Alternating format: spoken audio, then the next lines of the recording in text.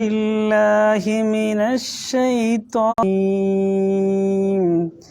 بسم الله الرحمن الرحيم والذين يرمون أزواجهم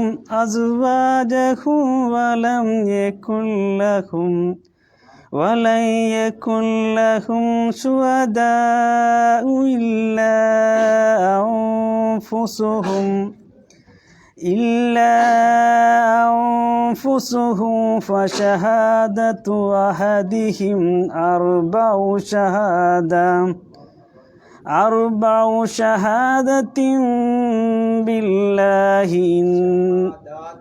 شهادة بالله إنه لمن الصادقين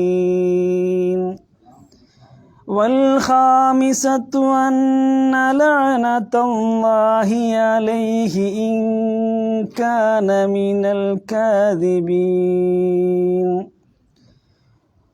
ويدرأ عنها العذاب أن تشهد أربع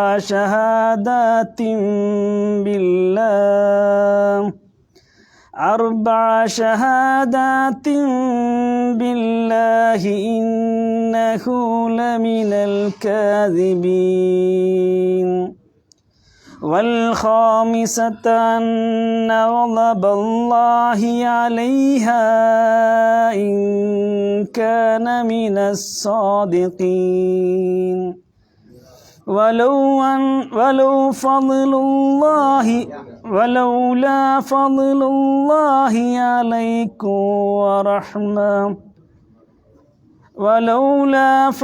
الله عليكم ورحمته وأن الله تواب حكيم.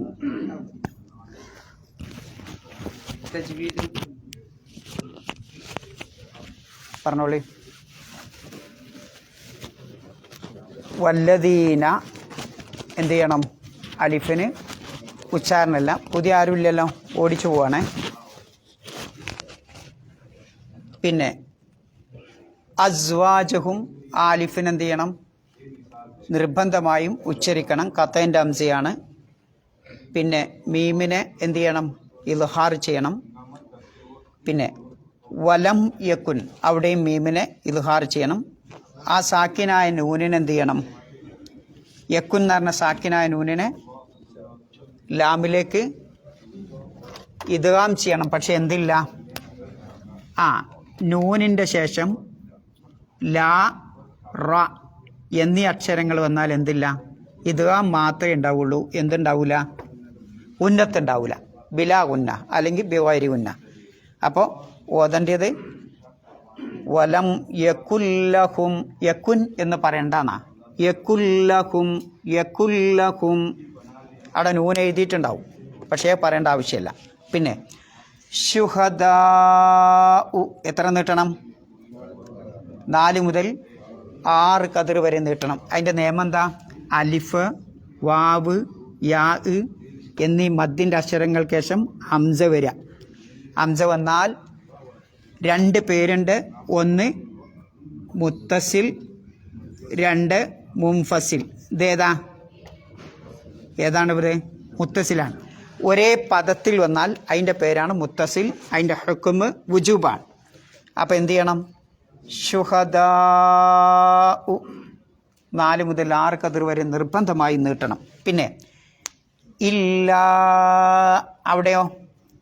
അവിടെയും 4 മുതൽ 6 കതിർ വരെ നീട്ടണം. പേര് വ്യത്യാസമുണ്ട്. മുൻഫസിലാണ്.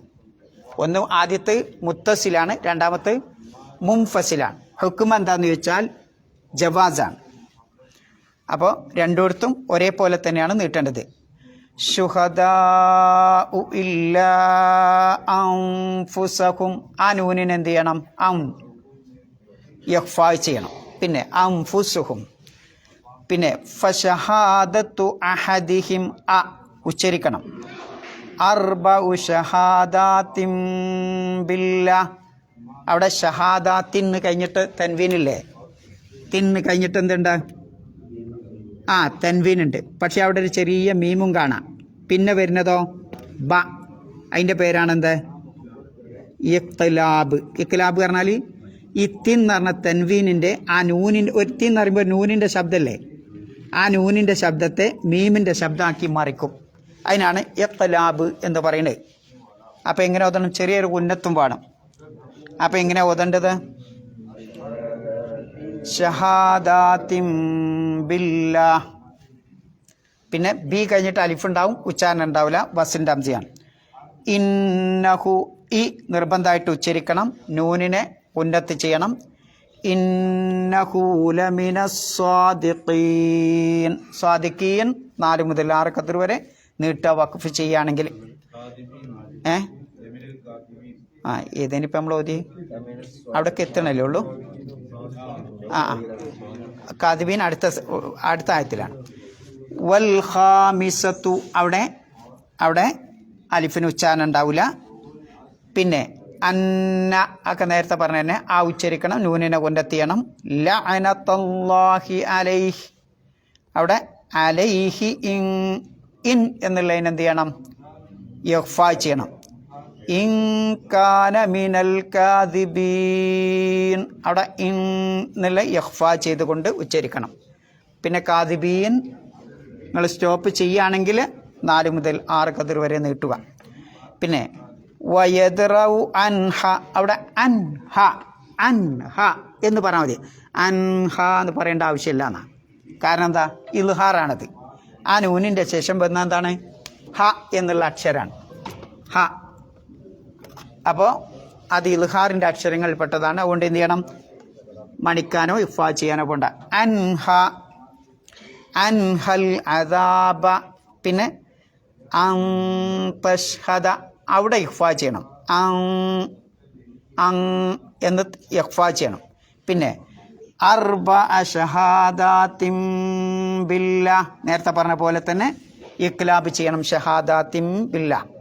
പിന്നെ ഇന്നഹു ലമിനൽ കാദിബീൻ, അവിടെ ഈ ഉച്ചരിക്കണം, നൂനിനെ ഉന്നത്ത് ചെയ്യണം. ലമിനൽ കാദിബീൻ എന്ന് പറയുമ്പോൾ അരിഫിന് ഉച്ചാരണം ഉണ്ടാവില്ല. കാദിബീൻ നേരത്തെ പറഞ്ഞ പോലെ 4 മുതൽ 6 ഖദർ വരെ നീട്ടി ഉച്ചരിക്കണം വഖഫ് ചെയ്യുകയാണെങ്കിൽ.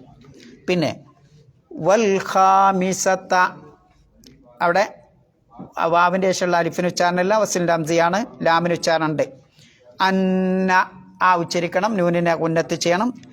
വലബല്ലാഹി അലൈഹ, അവിടെ നീട്ടണം. കാരണം എന്താ? അതിൻ്റെ ശേഷം അംസ വരുന്നുണ്ട്, കണ്ടില്ലേ? അംസ ഇവിടെ ഈ അംസ വരുന്നുണ്ട്. അലിഫ് വാവ് യാ എന്നീ അക്ഷരങ്ങൾക്ക് ശേഷം അംസ വന്നാൽ എന്ത് ചെയ്യണം? അവിടെ നീട്ടണം. അപ്പോൾ എങ്ങനെ ഓതണം? അലൈഹ ഇൻ കാന മിനസ് സ്വാദിഖീൻ, അവിടെ അലൈഹ നീട്ടണം. മദ് മുൻഫസിൽ എന്നാണ് അതിൻ്റെ പേര്.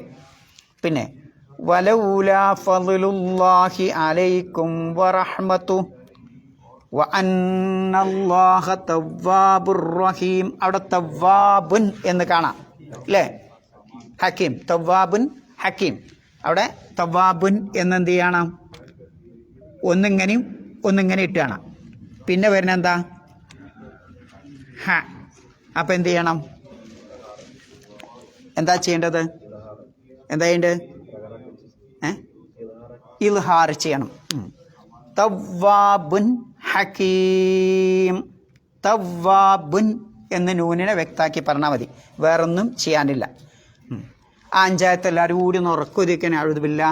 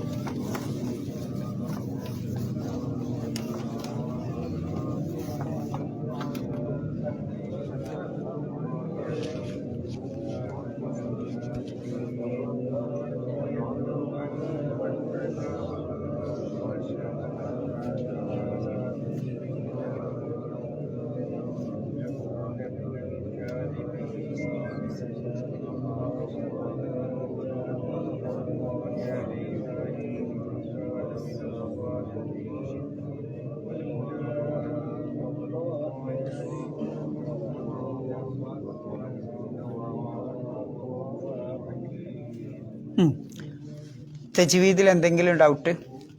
അങ്ങനെയല്ല, ഇങ്ങനെ എന്തെങ്കിലും സംശയം തോന്നുന്നുണ്ടോ?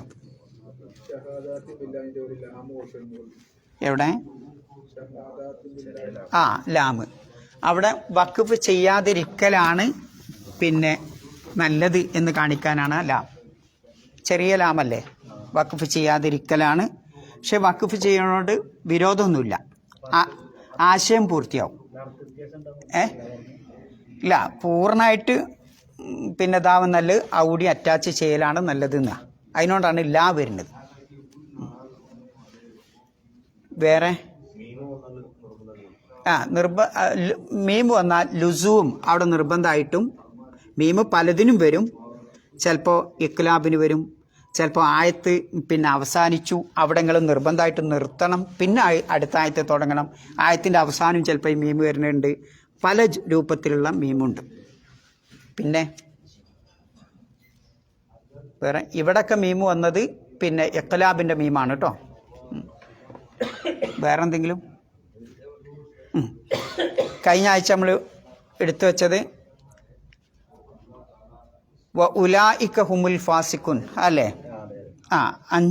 4 ആയത്ത് അല്ലേ? ഇനി ഇല്ലല്ലദീന താബു, 5-ാമത്തെ ആയത്ത്. ഇല്ലല്ലദീന താബു എന്താ അർത്ഥം? ഇല്ലല്ലദീന ഒരു കൂട്ടരൊഴികെ, താബു അവർ പക്ഷാതപിച്ചു. അപ്പൊ പക്ഷാതപിച്ച കൂട്ടർ ഒഴികെ, മിൻ ബഅദി ദാലിക അതിനുശേഷം, പിന്നെ വ അസ്ലഹു അവർ ജീവിതം നന്നാക്കുകയും അല്ലെങ്കിൽ നിലപാട് നന്നാക്കി തീർക്കുകയും ചെയ്തു, അവരൊഴികെ. ഫ ഇന്നല്ലാഹ തീർച്ചയായും അല്ലാഹു ഗഫൂറുൻ അങ്ങേയറ്റം പൊറുക്കുന്നവനാണ്, റഹീം അല്ലാഹു അങ്ങേയറ്റത്തെ റഹ്മത്ത് കാണിക്കുന്നവനുമാണ്. വല്ലദീന യർമൂന അസ്വാജഹും, ആ വിഷയം വേറെയാണ്, നമുക്ക് അടുത്ത ഇതിൽ പറയാം. ഇല്ലല്ലദീന താബു എന്താണ് സംഗതി? പക്ഷാതപിച്ചവർ ഒഴികെ. എന്തേ നേരത്തെ പറഞ്ഞീനെ? മുഹ്സനാത്തായ സ്ത്രീകളെ വ്യഭിചാര ആരോപണം നടത്തുന്നവർ, എന്നിട്ട് 4 സാക്ഷികളെ കൊണ്ടുവന്നിട്ടില്ലെങ്കിൽ അവരെ എത്ര അടിയടിക്കണം? 80 ജൽദ, 80 അടിയടിക്കണം. പിന്നെ പറയാണ് വലാ തഖ്ബലൂലഹും ഷഹാദത്തൻ അബദ, അവരിൽ നിന്ന് ഒരിക്കലും സാക്ഷ്യം സ്വീകരിക്കുകയും ചെയ്യരുത്. പിന്നെ പറയാണ് വ ഉലായിക ഹുമുൽ ഫാസിഖുൻ, അവർ തന്നെയാണ് അധർമ്മകാരികൾ. അപ്പം മുഹ്സനാത്തായ സ്ത്രീകളെ ആരോപണം ചെയ്യുന്ന ആളുകൾക്കുള്ള 3 ശിക്ഷയാണ് അവിടെ പറയുന്നത്. ഒന്ന് 80 അടിയടിക്കണം. രണ്ടാമത്തത് അവരുടെ ഷഹാദത്ത് സ്വീകരിക്കാൻ പാടില്ല, ഒരിക്കലും സ്വീകരിക്കാൻ പാടില്ല. മൂന്നാമത്തത് അവർ ഫാസിഖീങ്ങളാണ്. ഇത് നമ്മൾ കഴിഞ്ഞ ആഴ്ച ഏകദേശം വിശദീകരിച്ചിട്ടുണ്ട്. ഇനി ഇല്ലല്ലദീന താബു എന്താ ഇല്ലാർന്നാല്? ഇല്ലാർന്നാല് ഒഴികെ. അതിന് അറബി ഭാഷയിൽ ഒരു പേരുണ്ട്. എന്താണ് ആ പേര്? എന്താണ്? എന്താ പറയുന്നേ? ഇസ്തിസ്നാ. എന്താണ്? എന്താ ഇസ്തിസ്നാ പറഞ്ഞാല്? ഒഴിവാക്കി പറയാം അല്ലേ? ഇസ്തിസ്നാ. ഒരു സംഗതി ഇസ്തിസ്നാ ചെയ്യണമെങ്കിൽ അതിന് 3, ഇപ്പൊ ഉദാഹരണമായിട്ട് നമ്മളെ നാടൻ ഭാഷ ഹദറ അത്തുല്ലാബു ഇല്ലാ അഹ്മദ അല്ലേ? വിദ്യാർത്ഥികളൊക്കെ ഹാജരായി, ക്ലാസ്സിൽ ഹാജരായി. ഇല്ല അഹ്മദ്, അഹ്മദ് ഒഴികെ എന്നാണ്. ഇവിടെ വിദ്യാർത്ഥികൾ ഹാജരായി, അഹ്മദ് ഒഴികെ എന്നാണല്ലോ പറഞ്ഞത്. ഇനി വേറെ സെൻറ്റൻസ് കൂടി ചെയ്താ കേട്ടോ. ഹലറ ദേന്നെ അത്തുല്ലാബു ഇല്ലൽ മുദർരിസ്. എന്താ അതും തമ്മിലുള്ള വ്യത്യാസം? നിങ്ങൾക്ക് ഇതിങ്ങനെ കണ്ടിട്ട് എന്താ തോന്നുന്നത്? ഹദറത്തുല്ലാബു ഇല്ല അഹ്മദ്, ഹദറത്തുല്ലാബു ഇല്ലൽ മുദർരിസ്. എന്താ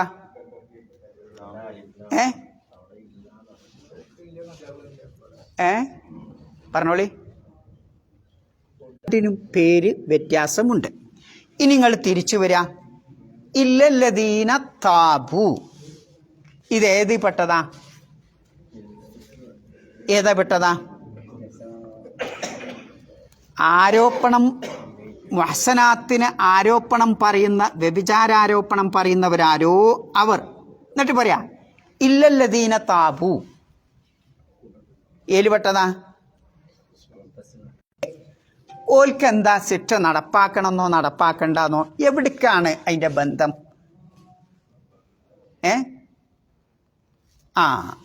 ഇനിയാണ് കെണീസുള്ളത്. ഇനി എല്ലാം ശ്രദ്ധിച്ചാലേ മനസ്സിലാക്കണം. നടത്തി ഒക്കെ കഴിഞ്ഞിട്ട് ഞാൻ പക്ഷാതപിച്ചു, എനിക്ക് 80 അടി അടിക്കണോ അടിക്കണ്ടേ? അടിക്കണോ അടിക്കണ്ടേ? നിങ്ങളുടെ അഭിപ്രായം പറഞ്ഞേരി. ഇനി നല്ല ശ്രദ്ധിക്കണേ. ഇവിടെ വ്യഭിചാരാരോപണം നടത്തുന്നവന്റെ ശിക്ഷ ഹദ് എന്താണ്? 80 അടി അടിക്കാം. രണ്ടാമത് പറഞ്ഞ എന്താ? ഓല സാക്ഷിത്വം ഷഹാദത്ത് സ്വീകരിക്കുന്നു. മൂന്നാമത് പറഞ്ഞ എന്താ? അവർ ഫാസിഖീങ്ങളാണ്.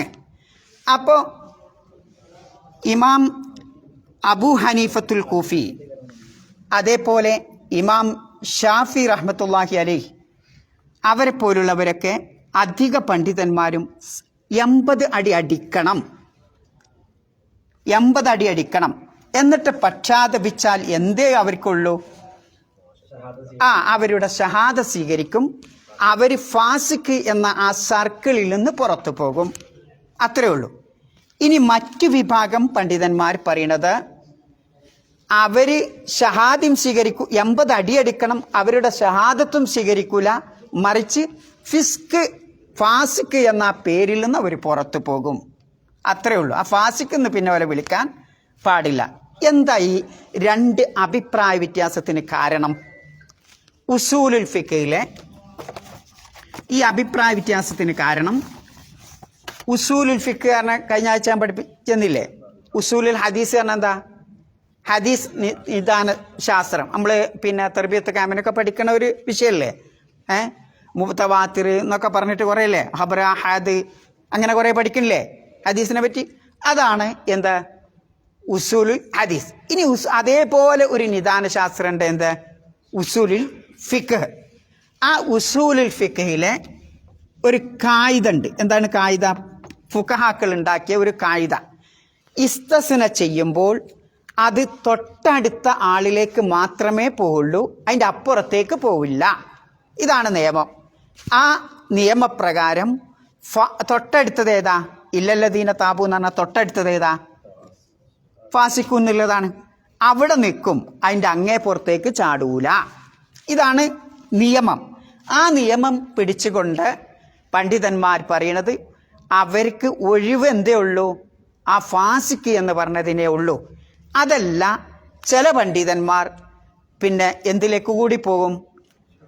ഷഹാദത്തിലേക്കും കൂടി പോകും. എന്നാൽ ആർക്കും അഭിപ്രായ വ്യത്യാസമുള്ള ഇല്ലാത്ത കാര്യമാണ് ഇത്. അടി എല്ലാവർക്കും കൊടുക്കണം, അടി അവിടെ പാസ്സാക്കണം. പക്ഷേ ഷഹാദത്തും ഫിസ്കും അത് രണ്ടും ഒഴിവാകുമോ തൗബ ചെയ്തുകൊണ്ട്? ഇല്ലേ എന്നതിൽ മാത്രമേ എന്തുള്ളൂ? അഭിപ്രായ വ്യത്യാസമുള്ളൂ. അഭിപ്രായ വ്യത്യാസം ഉണ്ടാവാനുള്ള പ്രധാനപ്പെട്ട കാരണം ഉസൂലുൽ ഫിഖിലെ ഈ കായിദയാണ് എന്ന് നമ്മൾ ആദ്യം മനസ്സിലാക്കുക. ഇനി നോക്കിയോളൂ കേട്ടോ. വലാ നിസാ, ഫുഖഹാക്കൾ പറയാണ്, വലാ നിസാ ഇൻ ദാഖിലിൽ ഇൽം അനൽ ഇസ്തിസ്നാ ഫീ ഖൗലി ഇല്ലല്ലദീന താബൂ മിൻ ബഅദി ദാലിക വസ്ലു ലാ യർജിഉ ഇലൽ ജുംലത്തിൽ ഊല. ഒന്നാമത്തെ സെന്റൻസിലേക്ക് അത് മടങ്ങൂല. ഏതാണ് ഒന്നാമത്തെ? 80 അടി അടിക്കണം. 3 കാര്യമാണല്ലോ അവിടെ പറഞ്ഞത്. യർമൂനൽ മുഹ്സനാത്ത് ചെയ്യണ, റമ്യുൽ മുഹ്സനാത്ത് ചെയ്യുന്ന ആളുകൾക്ക് 3 കാര്യമാണ് പറഞ്ഞത്. ഒന്ന് 80 അടി, രണ്ടാമത്തത് അവരെ ഷഹാദത്ത് സ്വീകരിക്കാതിരിക്കുക, മൂന്നാമത്തത് അവർ ഫാസിഖീങ്ങളാണ്. ഈ 3 സെന്റൻസിൽ ഒന്നാമത്തെ സെന്റൻസിലേക്ക് ഈ ഇസ്തിസ്നാ മടങ്ങുകയില്ല എന്ന് എല്ലാവരും ഐക്യകണ്ഠ്യേന പറഞ്ഞതാണ്. പിന്നെ എന്നാൽ രണ്ടാമത്തേലേക്ക് മടങ്ങുമോ? വഖ്തലഫു ഫി റുജൂഇഹി ഇലൽ ജുംലത്തി സാനിയ. ആരെങ്കിലും ഫിഖ് പഠിച്ചവരുണ്ടെങ്കിൽ അവർക്ക് മനസ്സിലാക്കാനാണ് ഞാൻ സെന്റൻസ് വായിക്കുന്നത് കേട്ടോ. വഖ്തലഫു ഫി റുജൂഇഹി ഇലൽ ജുംലത്തി സാനിയ. രണ്ടാമത്തെ സെൻറ്റൻസിലേക്ക് മടങ്ങൂലേ എന്നുള്ളതിൽ ഭിന്നാഭിപ്രായമുണ്ട്. ഇങ്ങനെ ഇമാം മാലിക് റഹ്മത്തുള്ളാഹി അലൈഹി സഹബ മാലിക് വ അഹ്മദ് വ ഷാഫിഉ ഇലാ അന്നൽ ഇസ്തിസ്നാ യർജിഉ കദാലിക ഇലൽ ജുംലത്തി സാനിയ. ഇമാം ഷാഫി റഹ്മത്തുള്ളാഹി അലൈഹി, മാലിക് റഹ്മത്തുള്ളാഹി അലൈഹി, ഇമാം അഹ്മദ് റഹ്മത്തുള്ളാഹി അലൈഹി ഒക്കെ പറയുന്നത് രണ്ടാമത്തെ സെൻറ്റൻസിലേക്കും അഥവാ ഷഹാദത്ത് സ്വീകരിക്കൂല എന്നറിയില്ലേ, അതിലേക്കും കൂടി ആ സെൻറ്റൻസ് മടങ്ങും, ആ ഇസ്തിസ്ന മടങ്ങും. അപ്പം എന്താവും? അവരുടെ ഷഹാദത്തും സ്വീകരിക്കാൻ പറ്റും എന്നാണ് ആര് പറയുന്നത്? മാലിക്, അഹ്മദ്, ഷാഫി 3. എന്നാൽ അബൂ ഹനീഫത്തുൽ കൂഫി പറയുന്നത് എന്താണ്? രണ്ടാമത്തേലേക്ക് ഒരിക്കലും മടങ്ങൂല. പിന്നെ അപ്പം എന്താവും? അയാളെ ഷഹാദത്തും സ്വീകരിക്കാൻ പാടില്ല. ഈ അഭിപ്രായ വ്യത്യാസം ഞാൻ നേരത്തെ പറഞ്ഞതുപോലെ തന്നെ ഈ 3 സെൻറ്റൻസിലേക്കും ഇസ്തിസ്ന മടങ്ങോ, അതല്ല 2 മടങ്ങോ, 1 മടങ്ങോ? ഇപ്പം അതിന് ഉദാഹരണമായി ഞങ്ങൾ മുമ്പ് പറയാണ്ട് എങ്ങനെയാണ് വധു ഉണ്ടാക്കുമ്പോൾ ചില ആളുകൾ ഇങ്ങനെ തടവണ, ചില ആളുകൾ കാല് തടവണ്, ചില ആളുകൾ പകുതി തടവണ്, ചില ആളുകൾ പിന്നെ എന്താ പറയുക മുടിൻ്റെ മുകളിൽ കൂടെ എങ്ങനെയാണ് വീശും. എന്തുകൊണ്ടാണ് വന്നത്? എന്തുകൊണ്ടാണ് വന്നത്? എങ്ങനെയാണ് ആ ഇഖ്തിലാഫ് ഉണ്ടായത്? ഓരോരുത്തർക്ക് തോന്നിയ ഇഖ്തിലാഫ് ഉണ്ടായതാ? അല്ല. സൂറത്ത് മാഇദയിലെ ഉളു ഉണ്ടാക്കണ ആയത്തൊന്ന് മറിച്ച് വയ്ക്കാണ്. ഫംസഉ ബിറൂസക്കുന്ന ബിറൂസിക്കും അല്ലേ? അവിടെ കണ്ടില്ല നിങ്ങളൊരു ബാഗ് വന്ന് കാര്യം കൂടിയേ.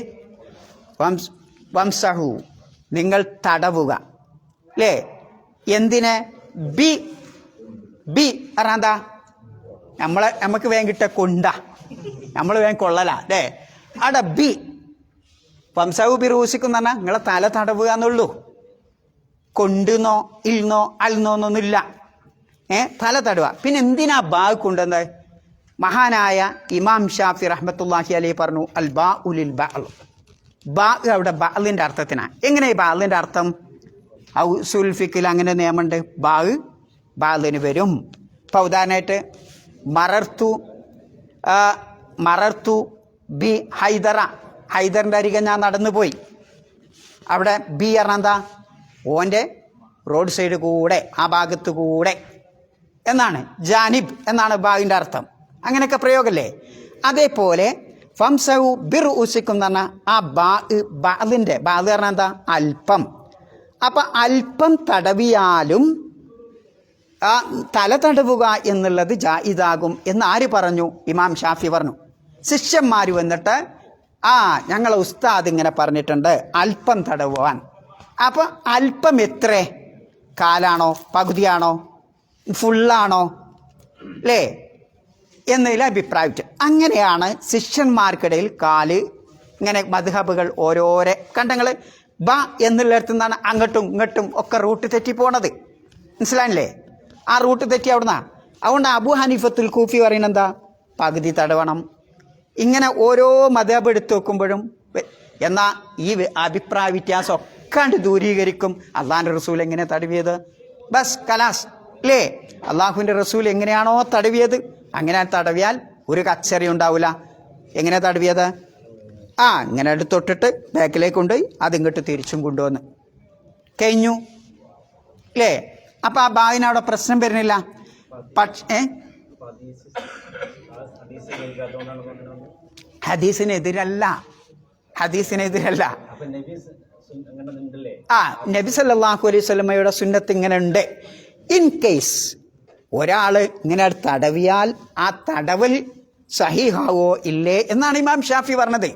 മനസ്സിലാണ്ടെങ്ങൾക്ക് ഒരാൾ പിന്നെ അങ്ങനെ തടവിപ്പോയി എന്നാൽ അത് അയാളുടെ ഉളു ശരിയാവൂലേ? അല്ലേ? ശരിയാവും, ജായിദാകും എന്ന് പറഞ്ഞിട്ടുള്ളൂ ഇമാം ഷാഫി. ശിഷ്യന്മാർ ബാക്കിലൂടെ പോയിട്ട് എന്താക്കി? അതങ്ങോട്ട് പെരുപ്പിച്ചിട്ട് എന്താക്കി? അവർ ഓരോരുത്തരും ഇഷ്ടം പോലെ ആക്കി. ചിലർക്ക് ഇന്ന പോലെ മുട്ട നടുവിലും കൂടെ ഉണ്ടാവില്ല, അവിടെ അങ്ങോട്ട് തടിയും. കാരണം മുടിമ തടാതിരിക്കാൻ വേണ്ടിയിട്ട് അങ്ങനെയൊക്കെ പല തട്ടിപ്പുണ്ട്. അതിന് പള്ളി ദർസ് പഠിക്കണം, അപ്പോഴേ അത് ഐഡിയ കിട്ടുള്ളൂ. അപ്പോൾ അത് മനസ്സിലാക്കുക. ബാഗിൻ്റെ അടുത്ത് നിന്നാണ് എന്ത് അഭിപ്രായ വ്യത്യാസങ്ങൾ ഉണ്ടാകുന്നത്. അപ്പോൾ വെറുതെ അല്ല ഈ അഭിപ്രായ വ്യത്യാസം ഉണ്ടാകുന്നത്. മനസ്സിലായില്ല നിങ്ങൾക്ക്? ഇതേപോലെ ഇവിടെയും അബൂ ഹനീഫത്തുൽ കൂഫി ഇങ്ങനെ പറയുന്നു, ഇമാം അഹമ്മദ് പിന്നെ ഷാഫി പിന്നെ മാലിക്കൊക്കെ ഇങ്ങനെ പറഞ്ഞു. എന്തുകൊണ്ട് ഈ അഭിപ്രായ വ്യത്യാസം ഉണ്ടായി എന്ന് ചോദിച്ചാൽ ആ റൂട്ട് തിരിഞ്ഞു പോകുന്നതിലെ ആ മഫ്രക്കുന്നാണ് അവരുടെ അഭിപ്രായ വ്യത്യാസം വരുന്നത്. അത് മനസ്സിലാക്കിയെടുത്തുള്ള ചില തകരാറുകളുണ്ടാവും. മനുഷ്യനല്ലേ. പക്ഷെ നമ്മൾ മനസ്സിലാക്കേണ്ടത് അള്ളാഹ് അവരൊന്നും ശിക്ഷിക്കൂല.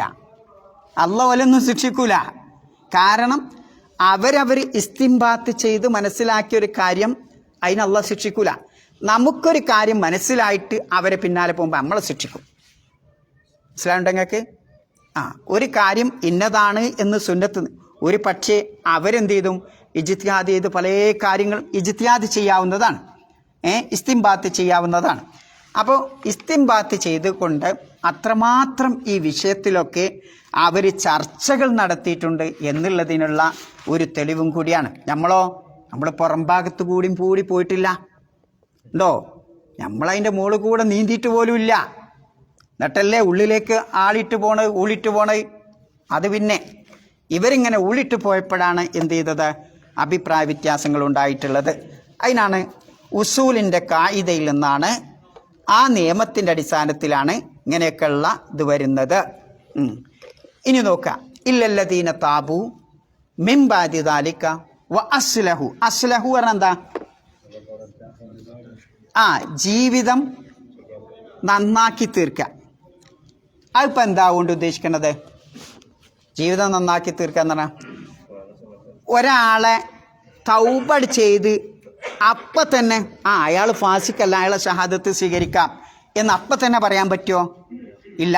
അസ്ലഹു, അയാളുടെ ജീവിതം, ചില പണ്ഡിതന്മാർ പറഞ്ഞു 1 വർഷം നോക്കണം അയാളുടെ പിന്നത്തെ. അന്ന് അയാൾ പറഞ്ഞു, പിന്നെ അയാൾ ജീവിക്കണ ജീവിത രീതി എങ്ങനെയാണ്, ആ നിലപാട് എങ്ങനെയാണ് എന്ന് ശരിക്കും നമ്മൾ വീക്ഷിക്കണം എന്നാണ്.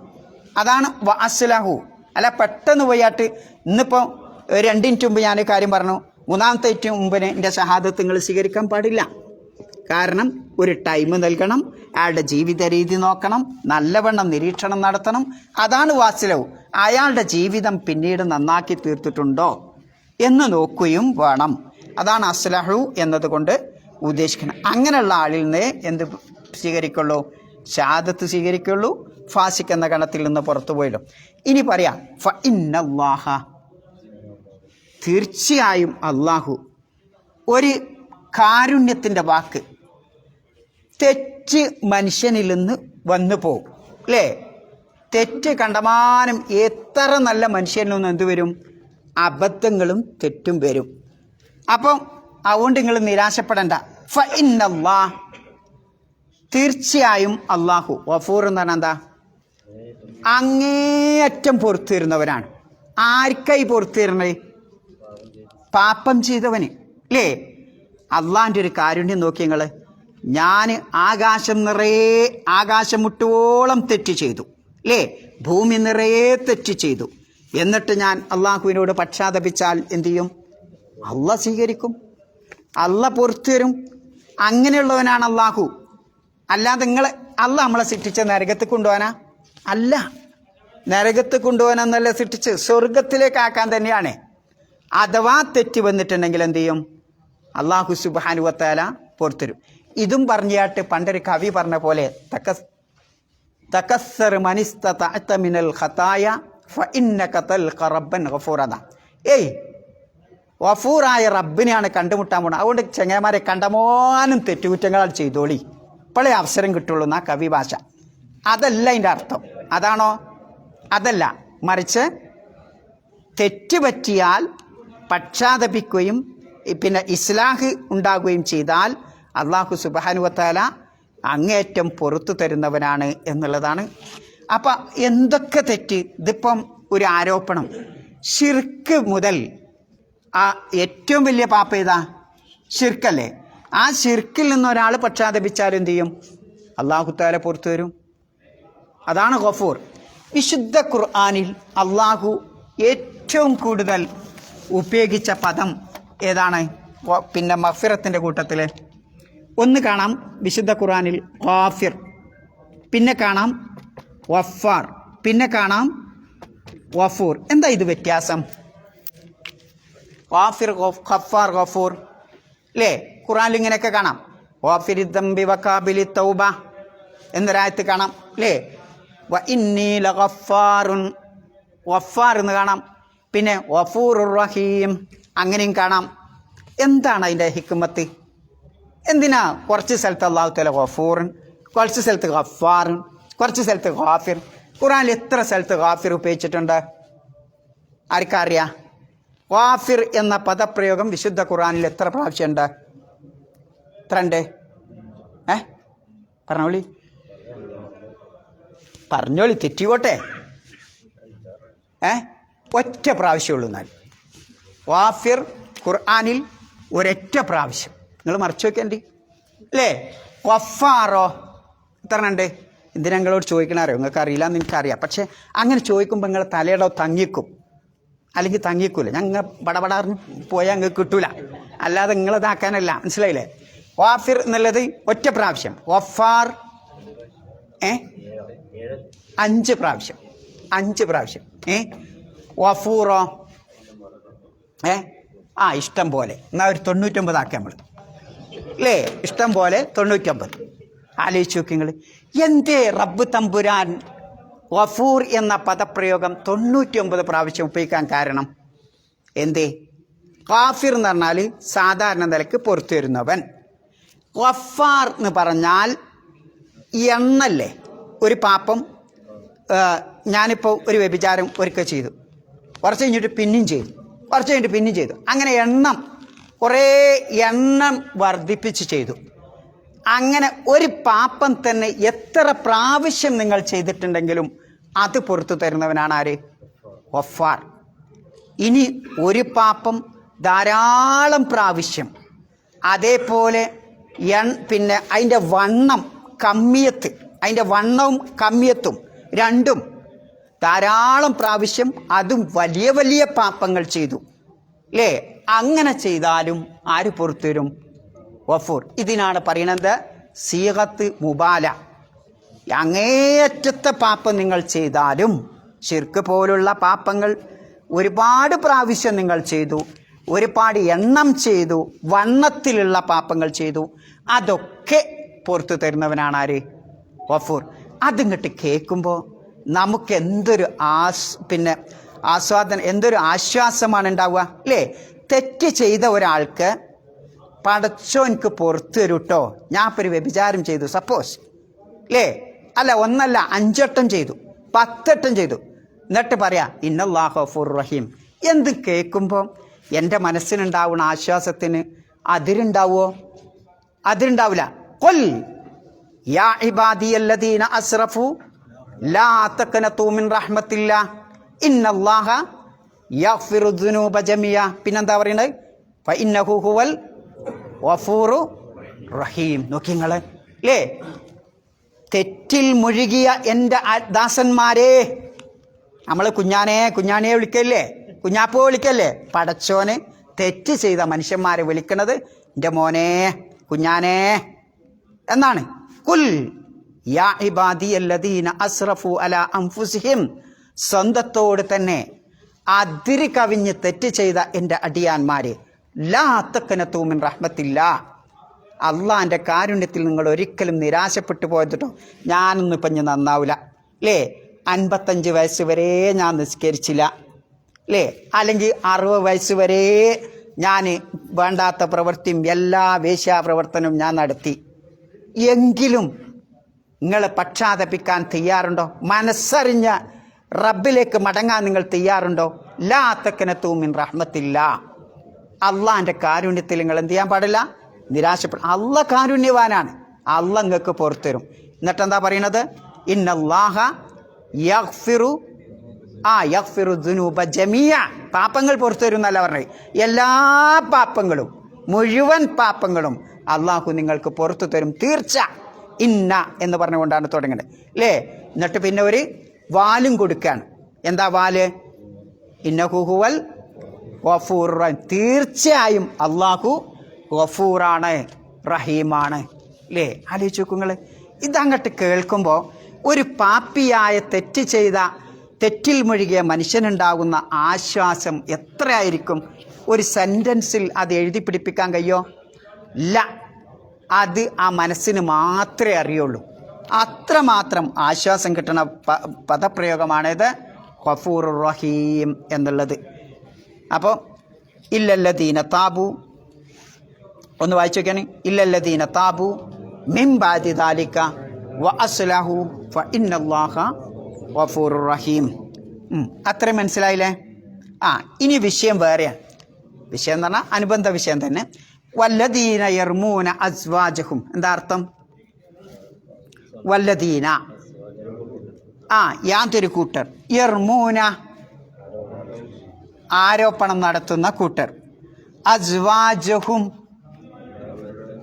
സ്വന്തം ഭാര്യമാരെ, അവരവരുടെ ഭാര്യമാരെ തന്നെ ആരോപണം നടത്തുന്നവരാരോ അവർ. വലം യകുല്ലഹും ശുഹദാഉ, അവർക്ക് സാക്ഷികളിലില്ല, ഇല്ല അംഫുസുഹും, അവർ സ്വന്തമല്ലാതെ അവർ തന്നെയുള്ളൂ പിന്നെ സാക്ഷി, വേറെ ആരും ഇല്ല.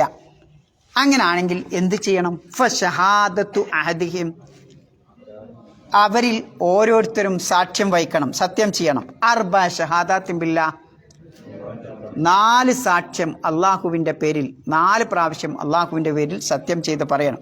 എന്താ പറയേണ്ടത്? ഇന്നഹു ലമിന സ്വാദിഖീൻ, തീർച്ചയായും താൻ എന്ന് പറഞ്ഞാൽ ആരോപണം നടത്തിയ ആള് ലമിന സ്വാദിഖീൻ, സത്യസന്ധന്മാരിൽപ്പെട്ടവൻ തന്നെയാണ് എന്ന് 4 പ്രാവശ്യം പറയണം. വൽ ഖാമിസത്തു, 5ാമത്തെ പ്രാവശ്യം അന്ന ലഅനത്തുല്ലാഹി അലൈഹി, തീർച്ചയായും അള്ളാഹുവിൻ്റെ ക്ഷാപം, ലഅനത്ത്, ഇൻ അലൈ അവൻ്റെ മേൽ ഉണ്ടാവട്ടെ, ഇൻ കാന മിനൽ കാദിബീൻ, അവൻ പറയുന്നത് കളവാണെങ്കിൽ, ഞാൻ പറയുന്നത് കളവാണെങ്കിൽ അള്ളാഹുവിൻ്റെ പിന്നെ ശാപം, ലഅനത്തിൻ്റെ മേൽ ഉണ്ടാവട്ടെ എന്ന് 5ാമത്തെ പ്രാവശ്യം പറയണം. വയദ്റൗ അൻഹൽ അദാബ, അവളിൽ നിന്ന് ശിക്ഷ ഒഴിവാക്കും. അൻ തഷ്ഹദ, അവൾ സാക്ഷ്യം വഹിച്ചാൽ, അർബ ഷഹാദാത്തിൻ, 4 തവണ, ബില്ലാ, അള്ളാഹുവിൻ്റെ പേരിൽ 4 തവണ അവളും സാക്ഷ്യം വഹിക്കണം. എന്താ സാക്ഷ്യം വഹിക്കേണ്ടത്? ഇന്നഹു ലമിനൽ കാദിബീൻ, ആ ആരോപണം പറയുന്ന ആള് കള്ളൻ തന്നെയാണ്, ഓൻ കളവ് പറയാണ് എന്ന് സാക്ഷ്യം വഹിക്കാം. വൽ ഖാമിസത്ത, 5ാമത്തെ പ്രാവശ്യം അന്ന ഗളബല്ലാഹി അലൈഹ, അള്ളാഹുവിൻ്റെ കോപം, ശാപം അവളുടെ മേലുണ്ടാവട്ടെ എന്ന് പറയണം.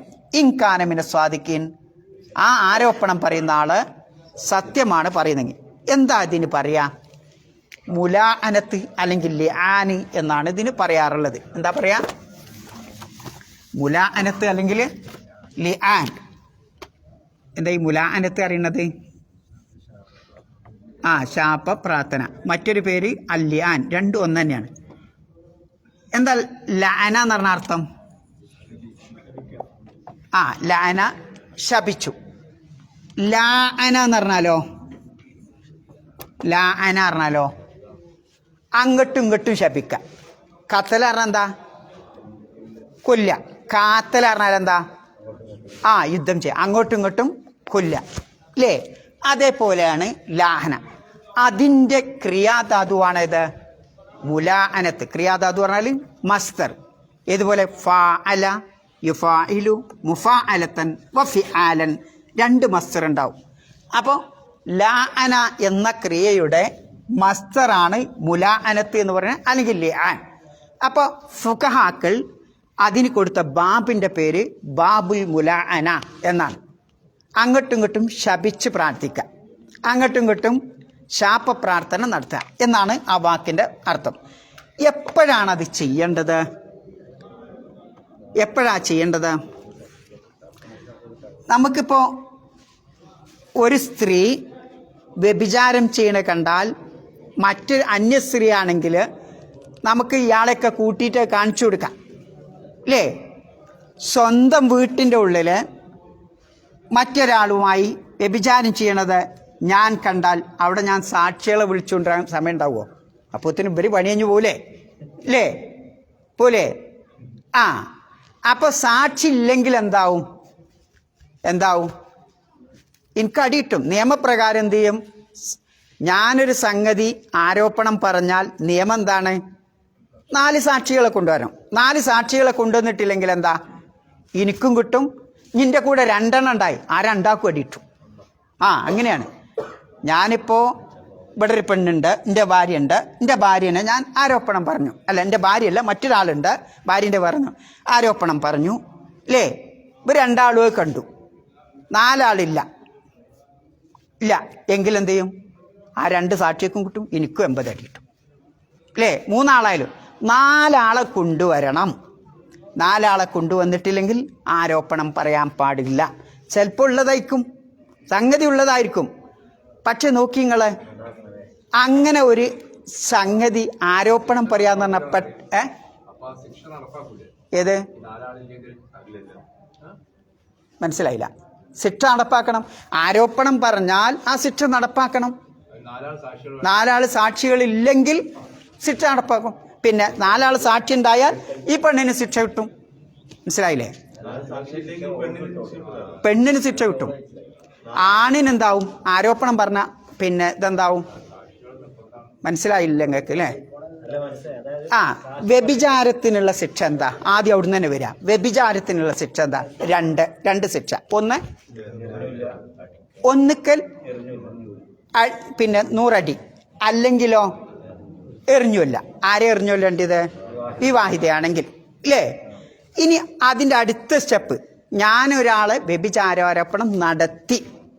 സപ്പോസ് വ്യഭിചാരാരോപണം നടത്തിയാൽ എൻ്റെ കൂടെ ആര് വേണം? 4 സാക്ഷികൾ വേണം. സാക്ഷി കൊണ്ടുവന്നില്ലെങ്കിൽ എനിക്കെന്ത് കിട്ടും? 80 അടി എന്ന് പറയുന്ന ഹദ്, ആ ശിക്ഷ കിട്ടും. സത്യമാണെങ്കിലും അല്ലെങ്കിലൊക്കെ അതൊക്കെ വേറെ പ്രശ്നമാണ്. സത്യമാണോ അല്ലെന്നില്ല, വെറുതെ. അപ്പം അതിൽ നമ്മൾക്ക് പഠിക്കാൻ മറ്റൊരു പാടുണ്ട്. അത് കഴിഞ്ഞ ആഴ്ച പറഞ്ഞു. നമ്മൾ നാവ് അത്തരം രംഗത്ത് എടുക്കാൻ പാടില്ല. കാരണം അത് സമൂഹത്തെ ഛിന്ന ഭിന്നമാക്കും അല്ലേ? കെട്ടുറപ്പുള്ള ബിൽഡിങ്ങിനെ ആകെ എൻഡോസൾഫാൻ വെതരേക്കേക്കാരം ആകെ ശിഥിലമാകും ഈ നാവെടുത്താൽ. അപ്പം അതില്ലാതാക്കാൻ എന്ത് ചെയ്യണം? നാവിനെ സൂക്ഷിക്കണം. ഒന്നാമത്തെ സ്റ്റെപ്പ് അതാ. ഇനി സാക്ഷികളുണ്ടെങ്കിലേ നമ്മൾ എന്ത് ചെയ്യാവൂ? പറയാവൂ. അല്ലെങ്കിൽ എന്ത് ചെയ്യും? നമ്മൾ ശിക്ഷ വാങ്ങേണ്ടി വരും. ഉള്ളതോ ഇല്ലതെന്നല്ല, ഉള്ളതായിരിക്കാം, ഇല്ലാത്തതായിരിക്കാം. കാരണം ഇങ്ങനൊരു നിയമമില്ലെങ്കിൽ ആളുകൾ കണ്ടമാനങ്ങട്ട് ആരോപണം പറയാൻ തുടങ്ങും അല്ലേ? ഞാനും ഇവനും ഒക്കെ അങ്ങനെ പറയും. ഒരാളങ്ങട്ട് നമുക്ക് കുപ്പത്തൊട്ടിയിൽ അങ്ങോട്ട്. ഇന്നത്തെ പ്രശ്നം ഇപ്പം അതന്നെയല്ലേ? രാഷ്ട്രീയമൊക്കെ ഒന്ന് ആലോചിച്ച് നോക്കിയാൽ നിങ്ങൾ അല്ലേ? എങ്ങനെ ഒരാളെ കൊണ്ടുപോയിട്ട് അരിക്കടാക്കണേ? എങ്ങനെ? കത്തിയെടുത്തടിച്ചിട്ടാ? വടിയെടുത്തടിച്ച? നാവ് കൊണ്ടില്ല അടിയ. ആരോപണമാണ്. ആരോപണം കൊണ്ട് ഒരു മനുഷ്യനെന്താവും? കഷ്ണാക്കി മുറിച്ചിടാൻ കഴിയും. ഇത് ഏറ്റവും വലിയൊരു ആയുധമാണ്. അപ്പം ആരോപണം എന്ന ആ ആയുധത്തെ പിടിച്ചു നിർത്തണമെങ്കിൽ എന്തേ പറ്റൂ? നിയമങ്ങൾ മാത്രമേ പറ്റൂ. 4 ആൾ വേണം, ഇന്നതിന് 4 ആൾ വേണം, ഇന്നതിന് ഇത്ര ആൾ വേണം എന്ന ആ നിയമം സൃഷ്ടാവായ അള്ളാഹു പറഞ്ഞത് സ്വീകരിക്കേ പറ്റൂ. മറ്റൊരു ഉപാധിയും അതിനില്ല. അപ്പം ഈ 4 ആളെ കൊണ്ടുവന്നിട്ടില്ലെങ്കിൽ എന്തുണ്ട്? ശിക്ഷ ഞാൻ ഏൽക്കേണ്ടി വരും ഇല്ലേ? ഇനി മറ്റൊന്ന്, 4 ആളെ കൊണ്ടുവന്ന് ഓള് വ്യഭിചാരം ചെയ്തിക്കുന്നു, മനസ്സിലായി? ഓൾക്ക് എന്തുണ്ടാവും? ശിക്ഷ ഉണ്ടാവും. നേരത്തെ പറഞ്ഞ ശിക്ഷ ഏത്? വിവാഹിതയാണെങ്കിൽ എറിഞ്ഞുവല്ലോ, അല്ലെങ്കിൽ 100 അടി അടിക്കേണ്ടി വരും. മനസ്സിലായോ? അപ്പോൾ ആരോപണം വേറെ, ഓളത് തെളിഞ്ഞു കഴിഞ്ഞാൽ ഓൾക്കുള്ള ശിക്ഷ വേറെയും. ഇനി മറ്റൊരു കേസ്, സ്വന്തം ഭാര്യനെ സ്വന്തം ഭർത്താവ് ആരോപണം നടത്തിയാൽ എന്ത് ചെയ്യണം? അവിടെ ഇപ്പം സാക്ഷികളെ കൊണ്ടുവരാനൊന്നും നേരമില്ലല്ലോ. ഇതിൻ്റെ അവതരണ ഹേതു മനസ്സിലാക്കുമ്പോൾ നമുക്കൊന്നുകൂടിയും അതിൻ്റെ സൂത്രം മനസ്സിലാവും. എന്താ അതിൻ്റെ അവതരണ ഹേതു?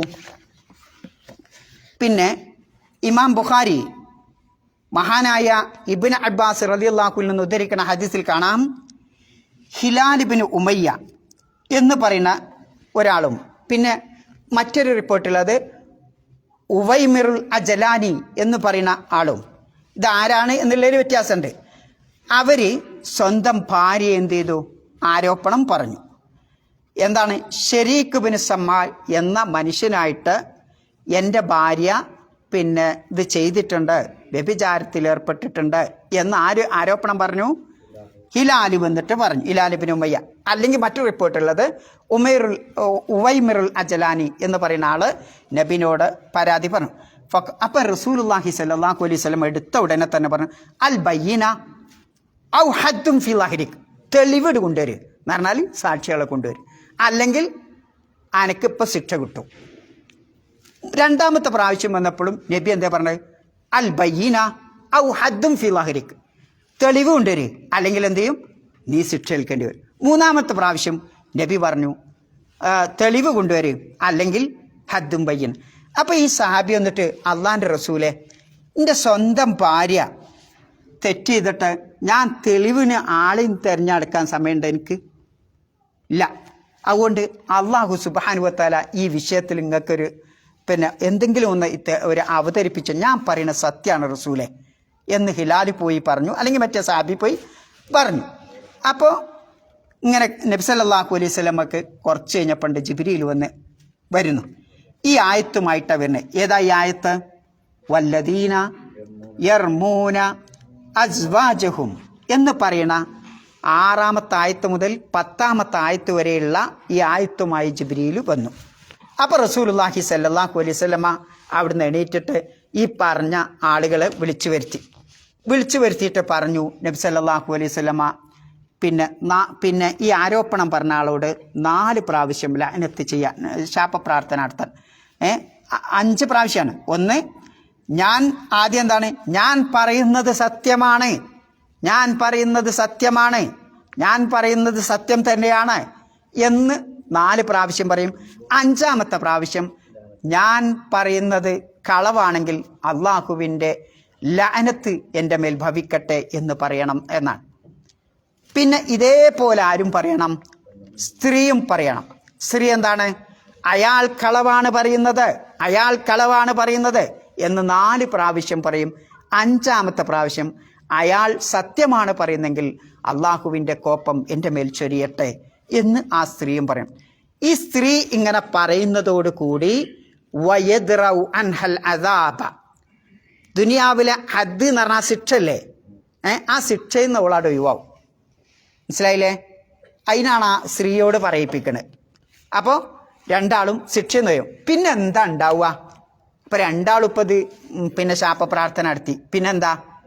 ഓല രണ്ടാളെയും റസൂലുള്ളാഹി സ്വല്ലല്ലാഹു അലൈഹി വസല്ലം എന്ത് ചെയ്തു? വേർപ്പെടുത്തി. പിന്നെ അവർ യോജിക്കാൻ കഴിയോ? ഇല്ല. അബദിയായിട്ടുള്ള ഇതാണെന്നാ, അബദിയായിട്ട് അവർ പിന്നെന്ത് ചെയ്യും? അവർ നബി സല്ലല്ലാഹു അലൈഹി വസല്ലമ വേർപ്പെടുത്തുകയാണ് ഉണ്ടായത് എന്നുള്ളതാണ്.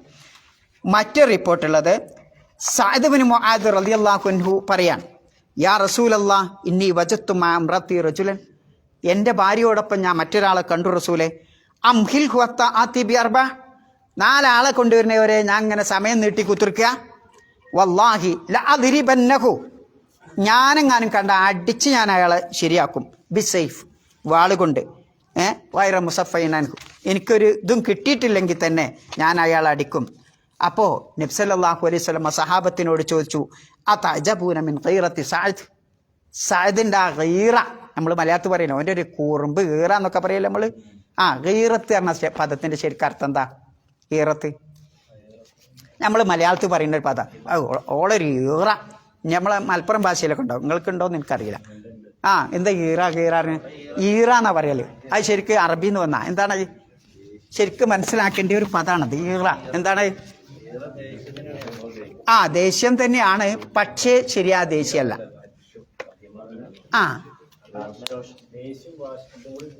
ഇയാൾ എൻ്റെ മോനാണ്. സപ്പോസ് അയാളൊരു തെറ്റ് ചെയ്തു, വണ്ടി കൊണ്ടുപോയിട്ട് ആരെയും ആരോ ഒന്നും അവിടെ കൊണ്ടുപോയി കുത്തി. അങ്ങനെ ആകുമ്പോൾ എനിക്കുണ്ടാവും അയാളോടൊരു ഗീറത്ത്. എന്താണ് ആ ഗീറത്ത്? എൻ്റെ മോനാണ് എന്ന ആ സംരക്ഷണ ബോധത്തിൽ നിന്ന് വരുന്ന ഗീറത്താണിത്. മനസ്സിലായോ? സംരക്ഷണ ബോധത്തിൽ നിന്ന് വരുന്ന ഗീറത്താണ്. ദേഷ്യമാണോ ചോദിച്ചാൽ ദേഷ്യം, പക്ഷേ അവനെ സംരക്ഷിക്കണം എന്ന ബോധത്താലുണ്ടാവുന്ന ഗീറത്താണ്. ഇതാണ് എൻ്റെ ഭാര്യയെ ഞാൻ സംരക്ഷിക്കണം എന്ന നിലക്കുണ്ടാവുന്ന ഒരു ഗീറത്തുണ്ടല്ലോ, അതാണ് റസൂലുള്ളാഹി സ്വല്ലല്ലാഹു അലൈഹി വസല്ലം ചോദിക്കണത്. അതഅജബൂന മിൻ ഗീറത്തി സഅദ്, സഅദിന്റെ ഗീറത്തിൽ നിങ്ങൾ അത്ഭുതം കൂറുന്നുവോ? എന്നിട്ട് റസൂലുള്ളാഹി പറയാ ല അന ഖൈറു മിൻഹു, ഞാൻ ആ സഅദിനേക്കാൾ ഗീറത്തുള്ളവനാണ്. പിന്നെ റസൂലുള്ളാഹി പറയാ വല്ലാഹി അഗ്യറു മിന്നി, എന്നേക്കാൾ ഗീറത്തുള്ളവനാണ് ആര്? അല്ലാഹു സുബ്ഹാനഹു വ തആല എന്ന് റസൂലുള്ളാഹി സ്വല്ലല്ലാഹു അലൈഹി വസല്ലം അരുളി. ഈ സംഭവം സംഭവിച്ചത് ഒരു ശഅബാൻ മാസം ഹിജ്റ 9 റസൂലുള്ളാഹി സ്വല്ലല്ലാഹു അലൈഹി വസല്ലം തബൂക്കിൽ നിന്ന് മദീനയിലേക്ക് മടങ്ങി വരുന്ന സമയത്താണ് എന്നതാണ് ചരിത്രകാരന്മാർ പറയുന്നത്. അപ്പോൾ ഈ സംഭവത്തിൻ്റെ അടിസ്ഥാനത്തിലാണ് ഈ ആയത്തുകൾ അവതരിപ്പിച്ചിട്ടുള്ളത്.